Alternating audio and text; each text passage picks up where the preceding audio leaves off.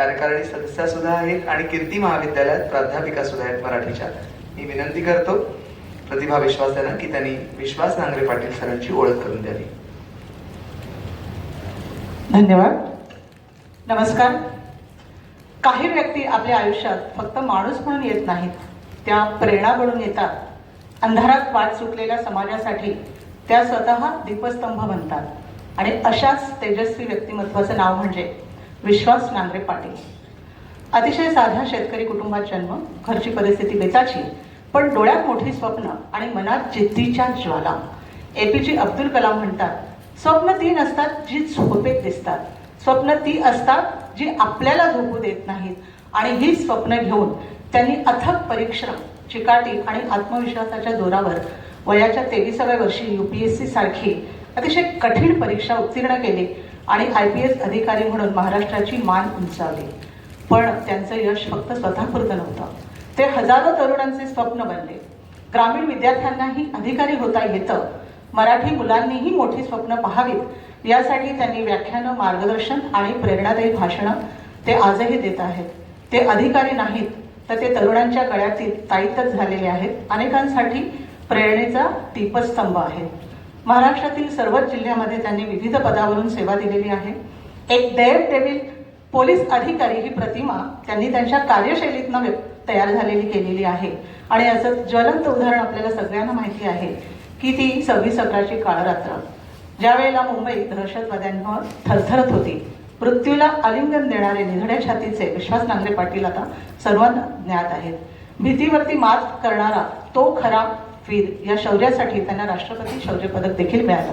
हा केवळ त्यांचा सन्मान नाही तर संपूर्ण महाराष्ट्राचा तो अभिमान आहे.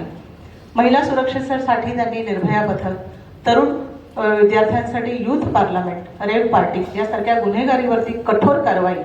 त्यांची कामगिरी म्हणजे धाडस, शिस्त, संवेदनशीलतेचं सुंदर मिश्रण. ते सांगतात, पोलीस हा दडपशाहीसाठी नाही तर तो समाजसेवेसाठी आहे. अनेक पदव्या आणि पुरस्कारांनी ते सन्मानित आहेत. आत्ताच उषाताई म्हणाल्या तसं मन में है विश्वास, कर हर मैदान फतेह या त्यांच्या पुस्तकातून ते एक सिद्धहस्त लेखक म्हणून आपल्याला भेटतात. आणि त्यांच्या पुस्तकांचे विक्रीचे उच्चांक देखील त्यांनी प्रस्थापित केलेले आहेत. शारीरिक मानसिक स्वास्थ्य उत्तम राहावे यासाठी ते धावणं, योग, ध्यानधारणा नित्य नियमाने करतात. यामुळे सकारात्मक आणि रचनात्मक कार्य साध्य होतं असा त्यांचा दृष्टिकोन आहे. त्यांचं संपूर्ण आयुष्य आपल्याला एकच संदेश देतं, स्वप्न मोठं ठेवा, मेहनत प्रामाणिकपणे करा, यश तुमचंच आहे. त्यांना ऐकणं हा एक अविस्मरणीय अनुभव असतो. मी त्यांना विनंती करते की आजच्या या साहित्य संमेलनामध्ये उद्घाटक म्हणून त्यांनी आपलं मनोगत व्यक्त करावं. विश्वास नांगरे पाटील सर. धन्यवाद.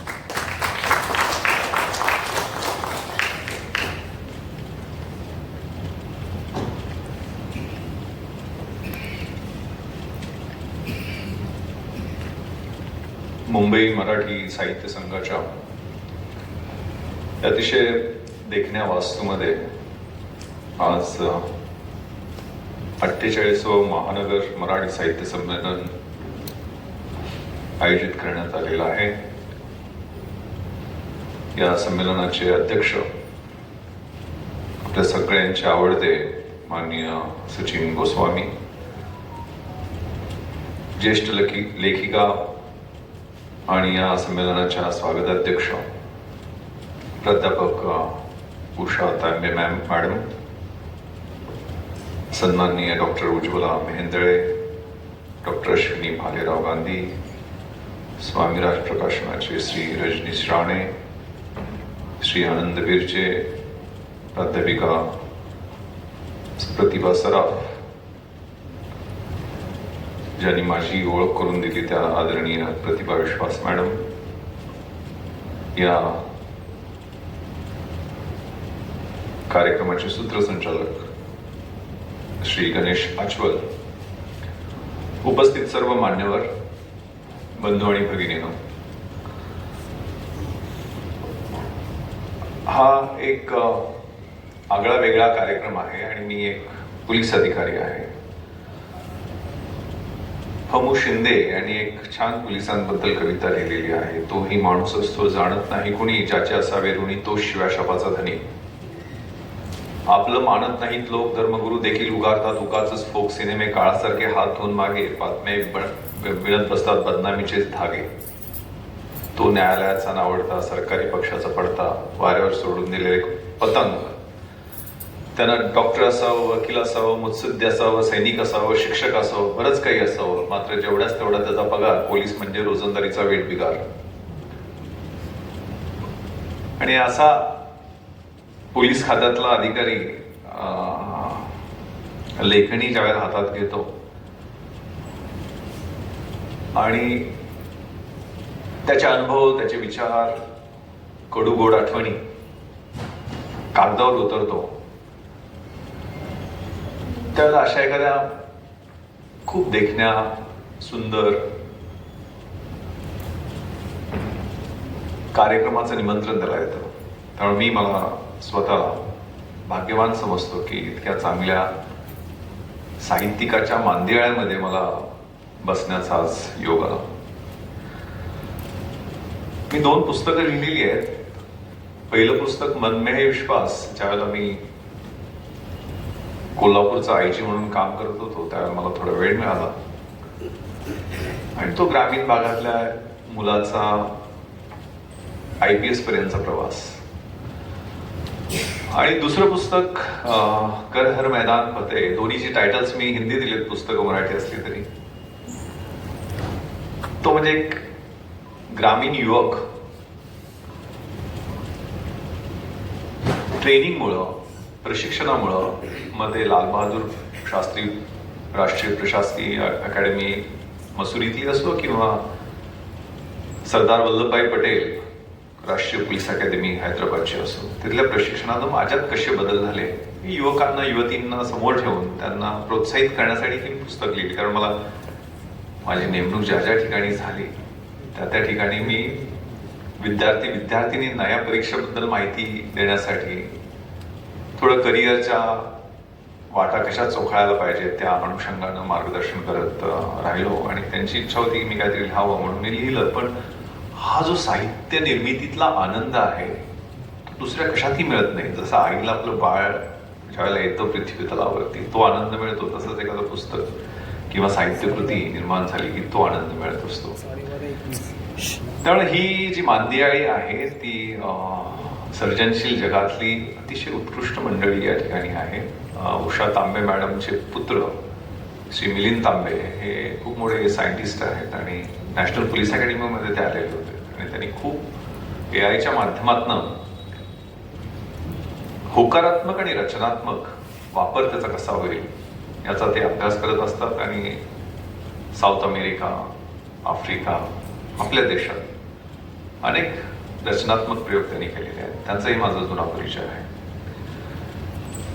पण या साहित्य संघाविषयी मी अभिमानानं सांगू इच्छितो, कारण मी सकाळी गुगल करत होतो ही 90 वर्षाची परंपरा असणारी जी साहित्य संघाची इतिहास आणि परंपरा आहे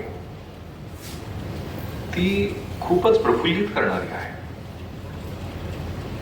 नाट्य क्षेत्रातली दिग्गज मंडळी, साहित्य क्षेत्रातली दिग्गज मंडळी या व्यासपीठातनं तयार झालेली आहेत.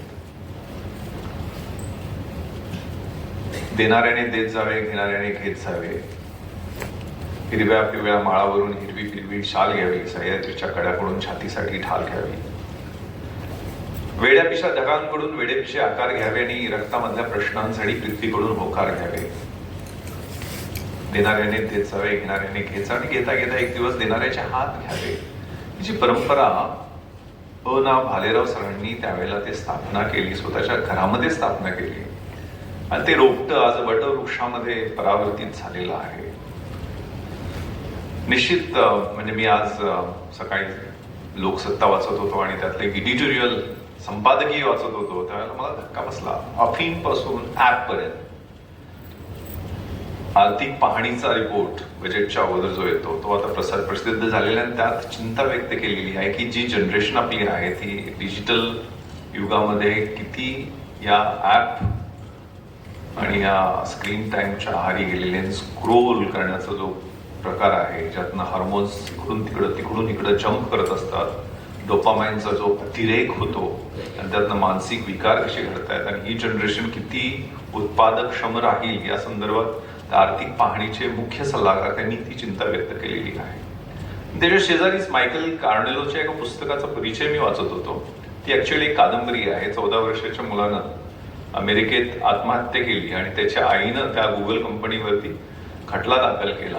त्याचे चॅटबॉक्स, आर्टिफिशियल चॅटबॉक्स, आजकाल मित्रमैत्रिणी नाहीच आहेत, ते आर्टिफिशियल चॅटबॉक्स, त्याच्यात तो संवाद त्या व्हर्च्युअल व्यक्तीशी करत होता. त्यातनं तो आत्महत्येसाठी कसा कसा प्रवृत्त होत गेला. ते ब्लू व्हेल सारखे पूर्वीचे गेम्स पण आपण पाहिलेले आहेत. त्यामुळं येणारी जनरेशन, येणारी पिढी कशी असेल, म्हणजे माणसाच्या आयुष्यामध्ये किंवा विद्यार्थ्याच्या आयुष्यामध्ये 4 प्रकारचे बुद्ध्यांक असतो. इंटेलिजन्स क्वेश्चन, इमोशनल क्वेश्चन असतो, भावनांक असतो, सोशल क्वेश्चन सामाजिक अंक असतो आणि चौथा असतो ऍडव्हर्सिटी, म्हणजे प्रतिकूल परिस्थिती निर्माण झाल्यानंतर आपण कशा पद्धतीनं एखाद्या गोष्टीला लढा देऊ शकतो. तर फक्त बुद्ध्यांकाचा विचार करून जी शिक्षण प्रणाली आहे त्यामध्ये सामाजिक, भावनिक आणि हा प्रतिकूल परिस्थितीशी लढा देणारा जो अंक आहे तो वाढवण्यासाठी जाणीवपूर्वक आपल्या सगळ्यांना प्रयत्न करावे लागतील. मी गावात जन्माला आलेलो आहे.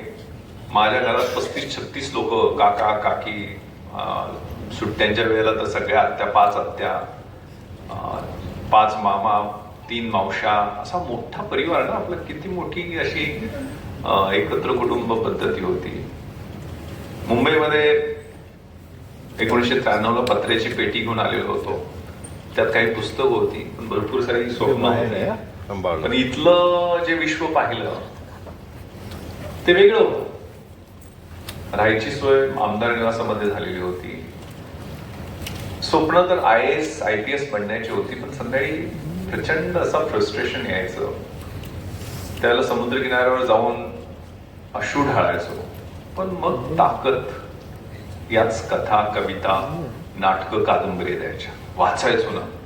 ओळखलं कसर मला पावसात आलं कोणी, कपडे होते करदमलेले, केसावरती पाणी, क्षणभर बसल्यानंतर असला बोलल्यावरती पाहुणी, गंगामाई गळट्यात आली, गेली गळट्यात राहुणी, 4 भिंतीत नाचली, माहेरवाशी पोरीसारखी नाचली, मोकळ्या हाती जाईल कशी, बायको मात्र वाचली, भिंत कचली, चूल विजली, होते नव्हते गेले, आठवणीला डोळ्यामध्ये पाणी मात्र राहिले, कारभारणीला घेऊन सरसंख्या आता लढतोय, चिखलगाळ काढतोय, पडकी भिंत बांधतो आहे, खिशाकडे हात जातात, हसत हसत उठला, पैसे नकोत सर मला, जरा एकटेपणा वाटला, मोडून पडला संसार तरी मोडला नाही कणा, पाठीवरती हात ठेवून नुसतं लढ.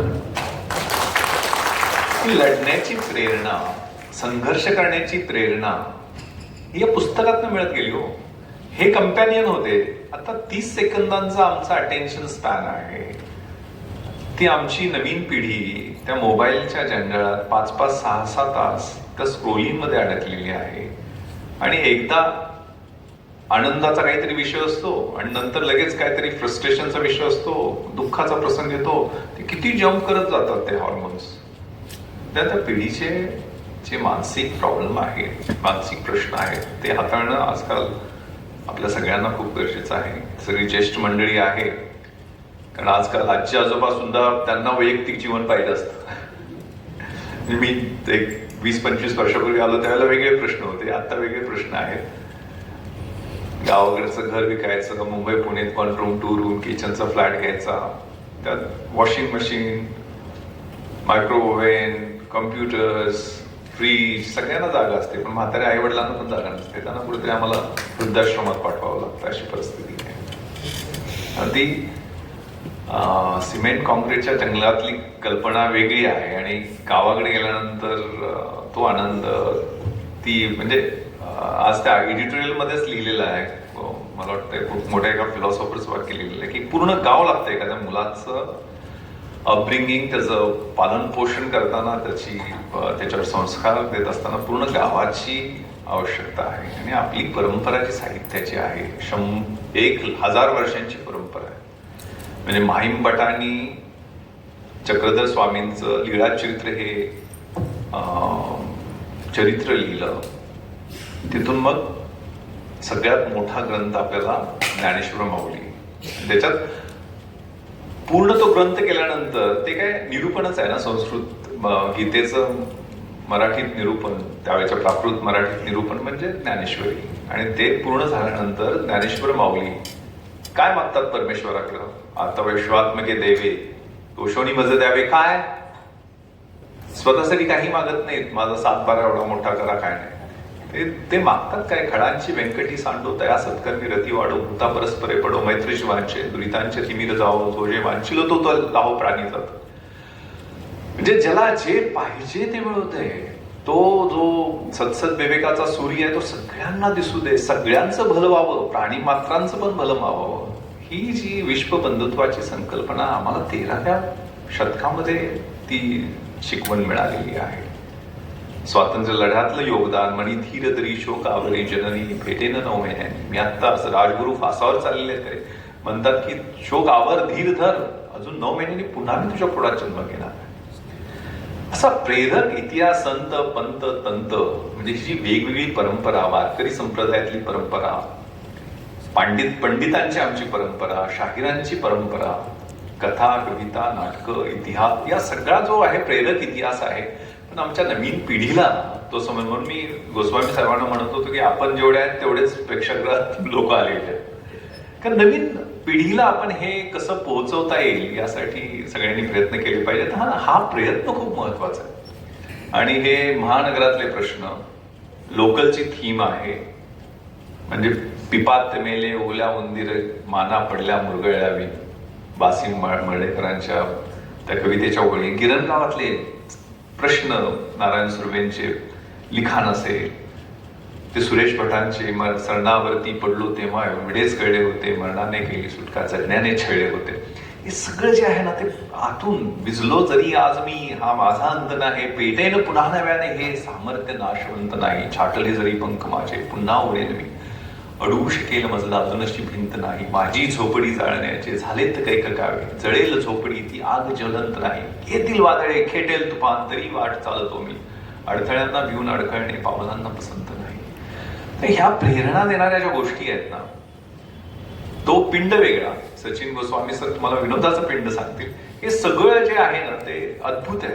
आणि ते साहित्य म्हणजे कुठेतरी लिहिले ना, साहित्य, नाट्य, कला, क्रीडा, हे ज्याला कळत नाही तो पुच्छवीन मनुष्य, म्हणजे प्राणी जो असतो त्याला पुच्छ म्हणजे शेपूट नसते तसा तो प्राणीच आहे माणूस. म्हणजे त्यामुळं अतिशय सुंदर आणि चांगल्या कार्यक्रमाला मला येता आलं आणि मला इथं आमंत्रित केलं त्याबद्दल. आणि उद्घाटन माझी योग्यता आहे की नाही माहित नाही, मी एक पोलीस अधिकारी आहे, निश्चितपणे मलाही काही भावना आहेत, त्या भावनांची तुम्ही कदर केलीत. पोलीस अधिकाऱ्याच्या आतमध्ये एक मन असतं, त्याला वाट मोकळी करून दिली, त्याबद्दल खूप खूप धन्यवाद. आणि तुम्हाला सगळ्यांना शुभेच्छा. जय हिंद, जय महाराष्ट्र.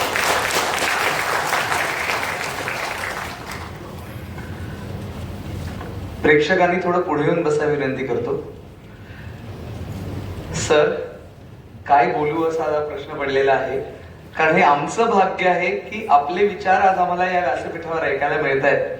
कारण अनेक दिवसांपासूनची इच्छा होती की आपले विचार प्रत्यक्ष असे कुठेतरी ऐकता यावेत. म्हणजे बाकीच्या ठिकाणी ऐकले असतील पण इतक्या जवळून ते खूप छान वाटलं. आणि विंदा करंदीकरांची कविता असेल, कुसुमाग्रजांची असेल, बासी मर्ढेकर असतील, इतक्या कविता तुमच्या पाठ आहेत. खूप छान वाटलं. आणि हे खरोखरच हे लोकांपर्यंत पोचायला हवं, खास करून आजच्या विद्यार्थ्यांपर्यंत पोचायला हवं. मराठी साहित्य, आता तुम्ही जो उल्लेख केलात की सकाळी पेपरमध्ये, म्हणजे तुमचा दिवस हा सकाळचा पेपर वाचल्याशिवाय पुढे जात नाही हे सुद्धा त्यातनं कळलं.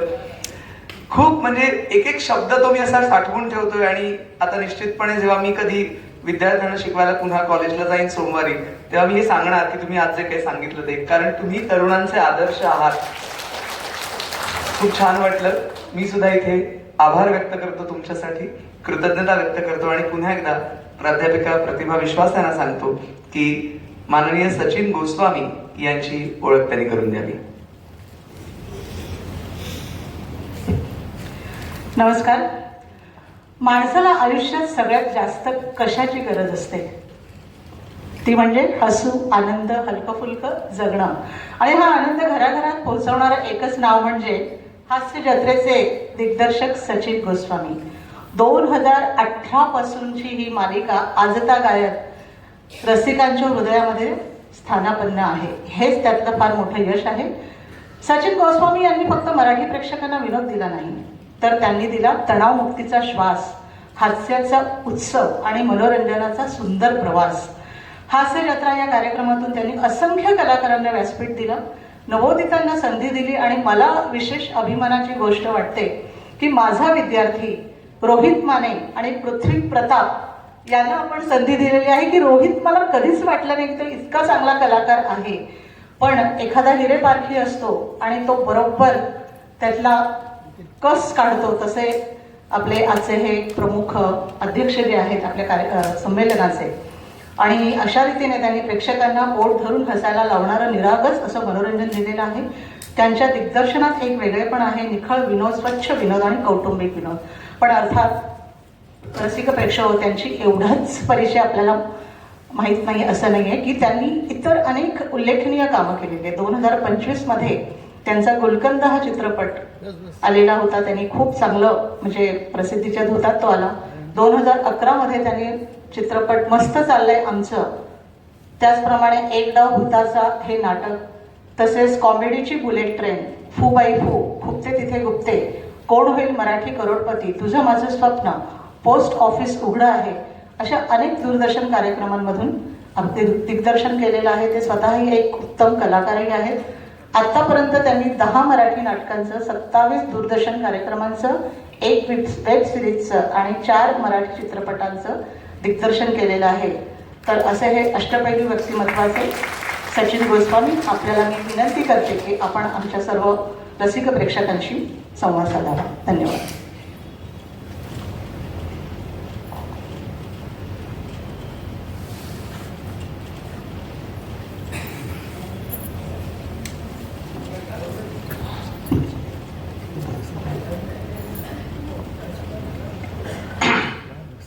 नमस्कार. सन्माननीय व्यासपीठ,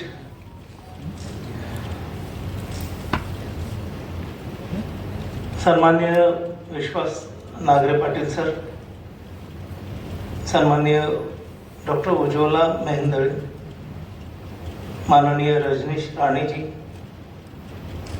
माननीय प्रतिभा विश्वास, माननीय डॉक्टर अश्विनी भालेराव, माननीय आनंद बिर्जे आणि माननीय प्रतिभा सराफजी आणि उपस्थित मान्यवर, खरं म्हणजे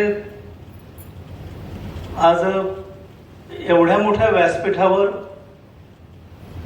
बोलण्याची माझी पहिली वेळ आहे.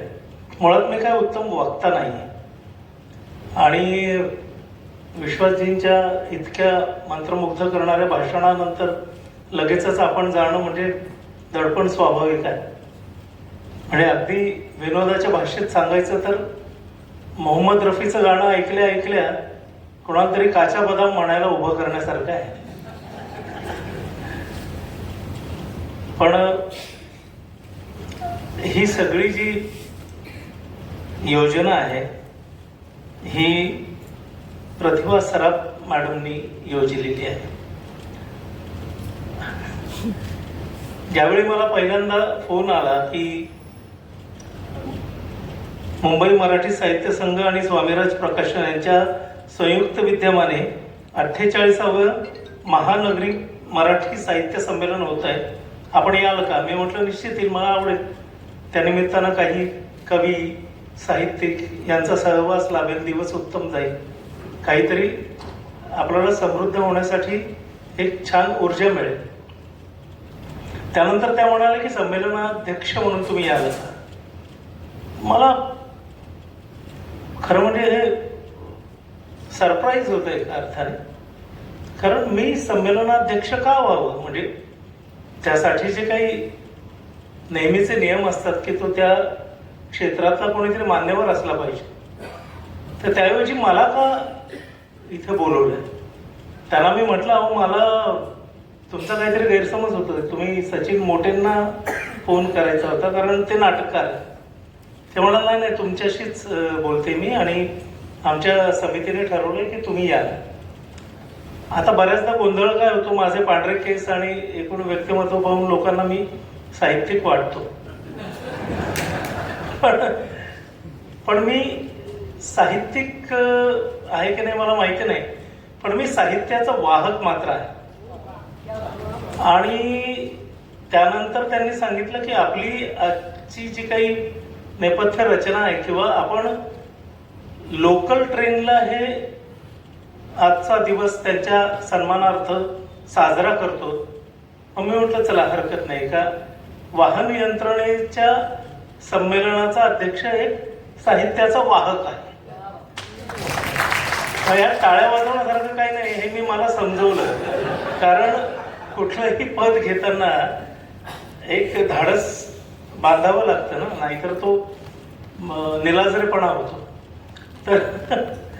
तर मी खरं सांगतो गेली 5-6 दिवस मी खूप अस्वस्थ होतो. एवढा अस्वस्थ मी चॅनलला नवीन सिरियल दिल्यावरही होत नाही कधी, कारण इथे एवढ्या प्रज्ञावंतांच्या मांदियाळीत माझ्यासारख्याला बसवून पुन्हा अध्यक्षीय भाषण वगैरे त्याला खूप महत्त्व असतं असं मी ऐकलं होतं. त्यात आता मॅडमनी सांगितलं की महानगरीय अध्यक्ष संमेलनाचा अध्यक्ष होतो, तो पुढे साहित्य संमेलनाचाही अध्यक्ष होतो. आता काय होईल हा प्रश्न. त्या नागरे पाटील सर म्हणाले पण की तुम्हाला संधी आहे. माझ्या मनात विचार आला की ही म्हणजे हे कसलं लक्षण आहे, साहित्याची इतकी पडझड होणार आहे का की मला खूप मोठं साहित्य निर्माण करावं लागणार आहे. तर मला याचं खूप आश्चर्य वाटलं आणि आनंदही झाला, कारण साहित्यिकांमधला त्यांच्यातली रिजिडिटी जर कमी झाली तर साहित्य जास्त निकोप निर्माण होईल. आणि अशा प्रकारच्या समारंभांच्या निमित्तानं सर्वव्यापी होणं हे धोरण ज्यावेळी साहित्यिक स्वीकारतात किंवा साहित्य स्वीकारतं तेव्हा एकूणच समाज समृद्ध व्हायला एक पोषक वातावरण तयार होतं. कारण यापूर्वी नाटककारांना सुद्धा साहित्य संमेलनात साहित्यिक म्हणून मान्यता नव्हती. आपल्याला कल्पना असेल की नाटककारांना सुद्धा त्यांच्या विविध प्रकारच्या लेखनाच्या अनुषंगानंच संमेलनात महत्त्व निर्माण झालं होतं. ते सादर करणारे कोणीतरी आहेत, त्याच्या मागचं साहित्य समजण्या इतकं व्यापक दृष्टी त्यावेळी नव्हती. पण आता काळ बदलत चालला आहे. टेलिव्हिजनला तर तिथं स्थानच नव्हतं साहित्य संमेलनात. म्हणजे हे खरं म्हणजे याचा विचार झाला पाहिजे, कारण टेलिव्हिजन हे साहित्याचं सगळ्यात उत्तम वाहक आहे. त्याचा दर्जा कमी जास्त काही असो, पण किमान गोष्टींविषयी एक उत्सुकता निर्माण करणं प्रेक्षकांच्या मनात आणि तरुणांच्या मनात त्या गोष्टींविषयी काहीतरी एक आपुलकी निर्माण करण्याचं काम टेलिव्हिजन घराघरात जाऊन करतं.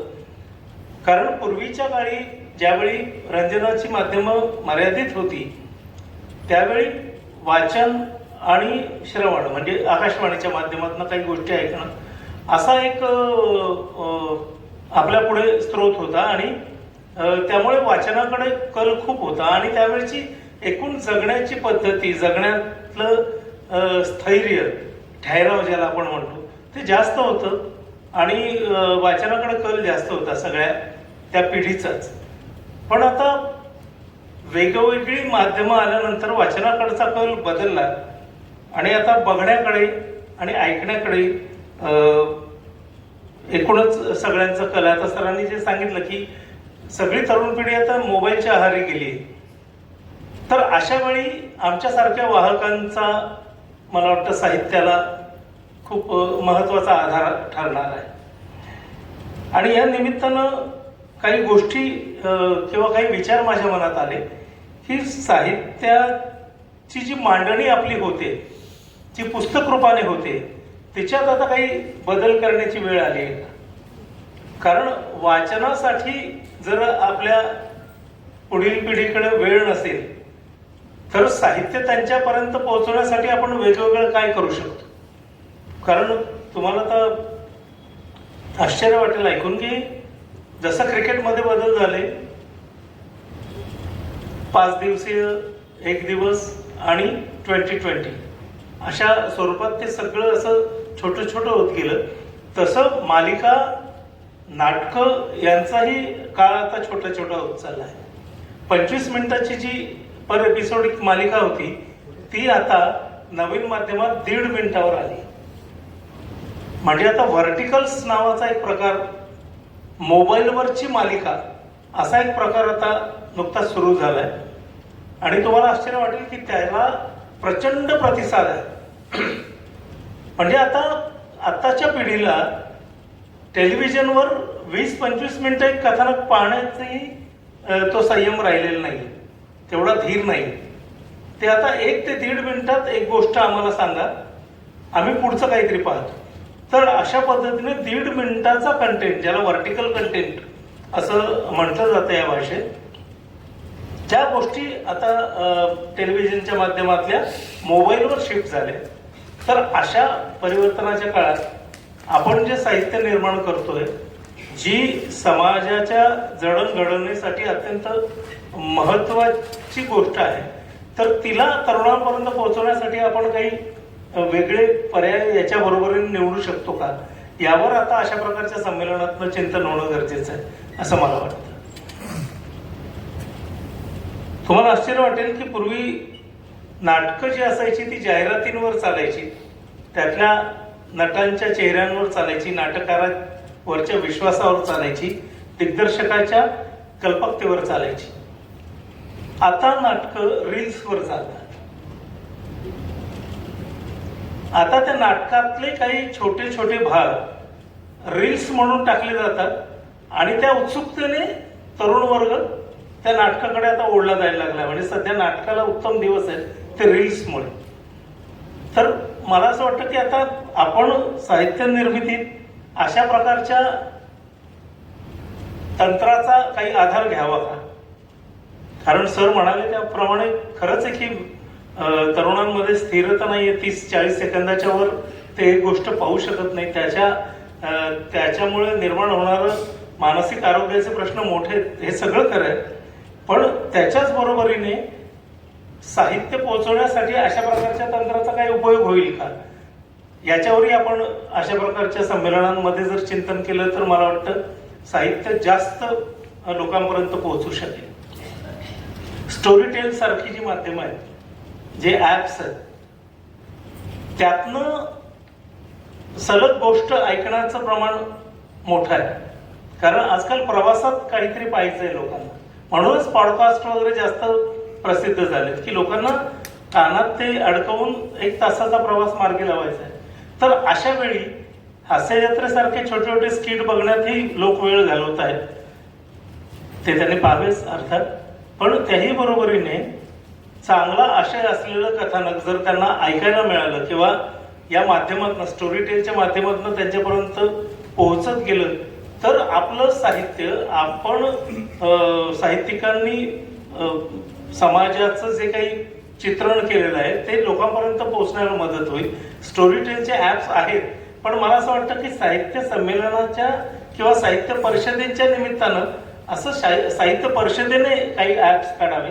काही प्रकाशकांनी, आता प्रकाशक पण आपल्या बरोबर आहेत, तर पुस्तक छापतानाच अशा पद्धतीचा एक ऍप, काही त्याचे ज्याला आपण QR कोड त्याच्याबरोबर टाकला आणि त्याला एक माफक काही दर लावले, तर निश्चितच लोक प्रवासामध्ये त्या सगळ्या साहित्याविषयीची रुची वाढायला मदत होईल असं मला वाटतं. त्यामुळे अशा प्रकारच्या संमेलनांमधनं आपण ह्या तंत्राचं, ज्याचा आता आपल्याला भीती वाटायला लागली, त्याचा पूरक असा वापर करून घेऊ शकतो का, याचाही विचार आता व्हायला पाहिजे. कारण सृजन कार्य करणाऱ्यांसमोर आता AIचा सगळ्यात मोठा, त्याचं मोठं आव्हान सगळ्यांसमोर आलेलं आहे. ते आव्हान कसं पेलायचं हा प्रश्नच आहे. कलावंतांसमोरही आहे, साहित्यिकांसमोरही आहे.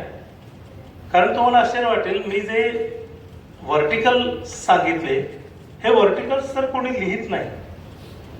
हे व्हर्टिकल्स AIच्या माध्यमातून होतात. याच्या सगळ्या गोष्टी AI बनवून देत. म्हणजे आताची कथानक AI सुचवतं. AI ला जो चांगला प्रॉम्प्ट करेल तो चांगलं लेखन करून घेऊ शकतो. अशा पद्धतीनं आता AI हळूहळू विकसित होत आहे. अजूनही ते भावनेच्या बाबतीत तितकं प्रगत झालेलं नाहीये, त्याच्यात वृक्षता आहे. त्यामुळे साहित्यिकांच्या मनातला ओलावा जो त्याच्या कलाकृतीत येतो किंवा साहित्यकृतीत येतो तो मांडण्या इतका तो प्रगल्भ झालेला नाहीये. पण तरीही AI च्या माध्यमातून एक मोठं आव्हान मात्र साहित्यिकांसमोर आहे, कलावंतांसमोर आहे. पण त्याचा पूरक वापरही होणं शक्य आहे. त्यामुळे ह्या सगळ्या तंत्रज्ञानाच्या आव्हानांच्या विषयी साहित्य संमेलनांमध्ये चर्चा होते का, हा एक महत्वाचा प्रश्न आहे. आणि तो झाला पाहिजे, त्याच्यावर विचार झाला पाहिजे आणि त्याची काही ठिकाणी मदतही घेतली पाहिजे आणि काही ठिकाणी त्याविषयी चिंताही व्यक्त केली गेली पाहिजे. त्याच्यावर काही निर्बंध आणता येतील का, जसं साऊथ इंडस्ट्रीमध्ये किंवा हॉलिवूडमध्ये त्याच्यावर निर्बंध आणलेले आहेत की हॉलिवूडच्या सगळ्या रायटर्सने किंवा क्रिएटर्सने ठरवलं की आपण AI च्या मदतीने काही लिखाण किंवा कथानक तयार करणार नाही. अशा पद्धतीचं काही करणं शक्य आहे का? तर ह्या सगळ्या गोष्टी या निमित्तानं आता सर आपल्याशी बोलताना माझ्या मनात आल्यात की ह्या गोष्टी करणं गरजेचं आहे. आता विषय महानगरी जाणीवा हा असल्यामुळे माझं संपूर्ण कार्यकाल हा फील्डवर काम करण्याचा आहे. त्यामुळे विपुल असं वाचन नाही झालं, पण जे काही वेळ मिळेल तसं किंवा त्या सगळ्या कामाच्या मधल्या वेळात जे काही वाचन झालं किंवा काम सुरू होण्याच्या आधीचा जो काळ होता, या काळात सर तुम्ही आमदार निवासात होते त्यावेळी मी पण आमदार निवासातच होतो 93-94च्या दरम्यान. कारण बाहेरगावून आलेल्या मुलांसाठी एकमेव निवास होतो ते आमदार निवास त्या काळात. तर आमदार निवासात सर्वांना माहिती की तिथे काही काम नसलं, दिवसभर फक्त वाचन समोर आकाशवाणी. तर त्या काळात जे काही वाचलं गेलं किंवा दरम्यानच्या काळात काही जे वाचलं गेलं त्यातनं काही नावं मला घ्यावीशी वाटतात या महानगरी जाणीवान ज्यांनी जपल्या अशा लेखकांच्या. भाऊ पाध्येंच्या वासू नाकाने त्यावेळी वेळ लावलं होतं.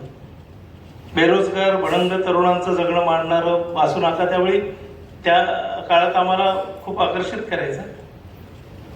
दरम्यानच्या काळात पठ्ठे बापूरावांची मुंबईची लावणी तिने वेळ लावलं एका पिढीला. शाहीर साबळे आहेत, आंधळ दळतंय एक लोकनाट्य होतं ज्याने संयुक्त महाराष्ट्राच्या चळवळीच्या दरम्यान सगळं महाराष्ट्र पिंजून काढला होता. नारायण सुर्वे, कवी नारायण सुर्वे समाजातील विषमतेवर इतकं सुरेख त्याचं व्यंग मांडणारं काव्य त्या कवींनी निर्माण केलं. आणि सुर्वेंनी जो जगण्यातला जो स्तर पाहिला ना, तो मुंबईतल्या चाळीतनं झोपडपट्टीतनं राहणारा अशिक्षित दुर्लक्षित जो समाज आहे त्याच्या व्यथा इतक्या सुंदर त्यांनी त्यांच्या कवितातनं मांडल्या. मास्तर लिव्हा ही जी त्यांची कविता आहे, तुमचंच नाव लिव्हा सांगणारी जी ती बाई आहे, ती समाजातला एक मोठी विषमता दाखवणारं काव्य त्यांनी त्या काळात केलं. नामदेव ढसाळांचा गांडू बगीचा आपण वाचला असेल. दुर्लक्षित घटक कामाठीपुराचं इतकं भीषण वर्णन, त्याचं जगणं, हा अंगावर शहारा यायचं ते वाचताना की माणसं कुठल्या स्तरावर ही माणसं जगतायत. ते आमचे जयंत पवारांचं गिरण गावाचं चित्रण असलेलं नाटक किंवा त्यांचे कादंबरी, असे अनेक लेखक आहेत की ज्यांनी महानगरी व्यथा मांडल्या. अगदी आमचा आत्ताचा स्वप्नील जाधव ज्यांनी निर्वासित नावाचं नाटक लिहिलं. गिरणी कामगारांच्या एकूण जगण्याचा जो भाग आहे की इतकी वर्ष मुंबईत काढूनही निवृत्तीनंतर एक निर्वासित असण्याची जी भावना निर्माण होते ती इतकी भीषण आहे. आणि आत्ताचा तरुण मुलगा आहे त्या सगळ्या वेदनेला हात घालतोय, खूप आश्वासक आहे. आणि प्रणव सखदेव याचं काळे करणे स्ट्रोक्स कदाचित आपण वाचलं असेल. खूप छान कॉलेजच्या जीवनाचा एक म्हणजे आम्ही आमच्या तरुणपणात खोसलाने असंच झपाटलं होतं की आमचं जगणं मांडणारं कोणीतरी आहे असं त्यावेळी वाटायचं. तसंच सखदेवचं आताचं काळे करडी स्ट्रोक्स ही कादंबरी किंवा शिल्पा कांबळे आहेत आमच्या, त्यांनी ही सगळी तरुण लेखक मंडळी ज्यांच्याकडे आपण खूप एक आश्वासक म्हणून पाहिलं पाहिजे की दलित वस्त्यांमध्ये तिथल्या दलित वस्तीतील तरुणांचं जगणं, तिथली घुसमट आणि तिथल्या चळवळींनी घडवून आणलेलं परिवर्तन याचं इतकं सुंदर वर्णन त्यांनी त्यांच्या निळ्या डोळ्यांची मुलगी या कादंबरीत केलेलं आहे. तर हे असे अनेक लेखक साहित्यिक जे महानगरी व्यथा मांडत आलेले आहेत आणि यापुढेही मांडणारे अनेक तरुण तयार झाले पाहिजेत असं वाटतं. पण दुर्दैवानं असं झालंय की आता लेखनाची स्थिरताही गेलेली आहे. कारण व्यक्त व्हायला पूर्वीच्या काळी एक मोठा पट असायचा. तुमची घुसमट मांडायची तर एकतर तुम्हाला कविता, कथा किंवा कादंबरी हीच माध्यम होती. पण आता सोशल मीडियाने तुम्हाला पटकन एक 10-12 ओळींचं एक बोर्ड उपलब्ध करून दिलाय की ज्याच्यामुळे तुम्हाला त्या दिवशी जे काही वाटलं ते पटकन तुम्ही मांडून मोकळं होतं आणि ते आज वाचलं जातं, उद्या विस्मरणात जातं. या पद्धतीने अनेक सृजन शक्यता ज्या आहेत त्या ह्या सोशल मीडियाच्या माध्यमातून दाबल्या जात आहेत असं मला वाटतं. त्यामुळे मी जे म्हटलं की वेगवेगळ्या पद्धतीच्या तंत्रज्ञानाचा वापर करून जर आपण आता कथानकं लोकांपर्यंत पोहोचवली आणि ह्या तरुणांना जर आपण लेखनासाठी जास्त उद्युक्त केलं किंवा प्रवृत्त केलं तर साहित्याचा आवाका अजून वाढत राहील. कारण आताच्या एकूण सामाजिक स्थितीकडे पाहता समृद्ध समाजासाठी साहित्यिक, कलावंत आणि पत्रकार हे महत्वाचे घटक आहेत. सृजन क्षमता, संवेदनशीलता, निर्भयता या त्रिगुणांची आवश्यकता असलेला लेखक, पत्रकार, कलावंत ही आजची समाजाची गरज आहे. कारण या तिन्ही घटनांकडनं समाज खूप महत्वाच्या गोष्टींची अपेक्षा ठेवतो. व्यवस्था, राज्यकर्ते आणि समाज यांच्यातलं जे वैगुण्य आहे, यांच्यातल्या त्रुटी आहेत ते निर्भीडपणे दाखवण्याची जबाबदारी ह्या तिन्ही घटकांची आहे. आणि या तिन्ही घटकांनी जर ही जबाबदारी पार पाडली नाही आणि ते जर सत्ता शरण गेले तर त्यांचा प्रवास हळूहळू भाटगिरीकडे होतो आणि भाटगिरीचा इतिहासात कधीच नोंद होत नाही. इतिहास हा समाजाला समृद्ध करणाऱ्या कलाकृतींचा इतिहासात त्याची नोंद होते. त्यामुळे मला वाटतं चांगल्या समाजासाठी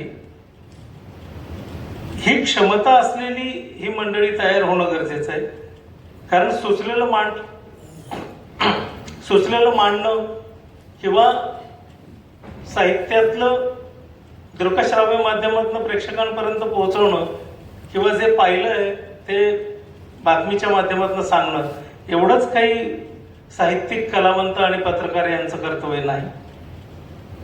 तर जबाबदारीनं समाजाच्या वैगुण्यावर प्रहार करणं हे आपलं काम आहे. कारण ज्या व्यवस्थेला किंवा ज्या सत्तेला साहित्यिक, कलावंत, पत्रकार प्रश्न विचारत नाही ती सत्ता, ती व्यवस्था निरंकुश होते.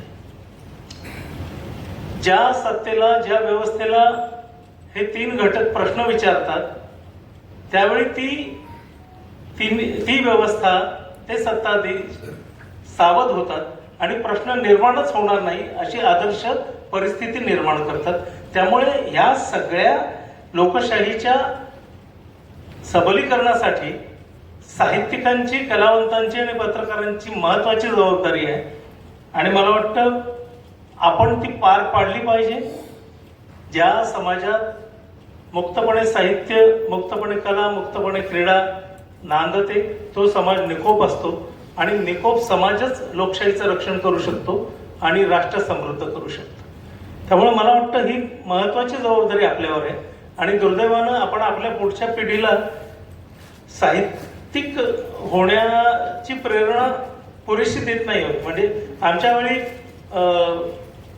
अनेकांना विचारलं जायचं की तुला कोण व्हावं असं वाटतं, तर मी खानदेशातला असल्यामुळे अनेकांना तात्यासाहेबांसारखं कवी, नाटककार किंवा साहित्यिक व्हावं असं वाटायचं. पण आता मला वाटत नाही की कॉलेजमधल्या विद्यार्थ्यांना विचारलं तर त्यातल्या काहींना कवी व्हावं असं वाटतंय, काहींना साहित्यिक व्हावं असं वाटतंय, नट अनेकांना व्हावं असं वाटतंय, कारण चेहऱ्याला ग्लॅमर आहे. पण नागरे पाटील साहेब ज्या पद्धतीनं युवकांमध्ये प्रेरणा निर्माण करतात, तसंच प्रत्येक साहित्यिकाने आपल्या साहित्याचं जर काही ब्लॉग्स केलेत आणि ते युवकांपर्यंत पोहोचवलेत आणि साहित्याला जर ग्लॅमर आलं तर आपोआपच तरुणांपर्यंत साहित्य पोहोचेल आणि आपण एक समृद्ध समाज निर्माण करू शकू असं मला वाटतं. या निमित्तानं मला इथं बोलायची संधी मिळाली. खरं म्हणजे मला सवय नाही आहे अशी मोठी मोठी व्याख्याने द्यायची, तर मी फील्डवर काम करणारा माणूस आहे. मला एक संहिता दिली तर ती किती छान करता येईल यासाठी वेगवेगळ्या क्लुप्त्या करता येतात. पण या निमित्तानं तुमच्या समोर मोकळं होता आलं आणि ही संधी दिली म्हणून आयोजकांचे आभार. आपण शांतपणे ऐकून घेतलं, आपले आभार.